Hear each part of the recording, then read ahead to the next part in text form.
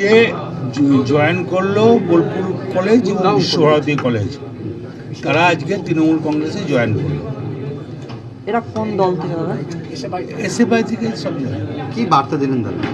তাদের মমতা ব্যানার্জির কাজকর্মে ভালো লেগেছে, মমতা ব্যানার্জি উন্নয়নে ভালো লেগেছে, উন্নয়নের সঙ্গে থাকতে চাই তারা। দাদা কালকে যাদবপুরের ঘটনা নিয়ে কি? কাল যাদবপুরের ঘটনা নিয়ে কখন বলছি, কাল গোটা ওয়েস্ট বেঙ্গল জুড়ে বলে দাও।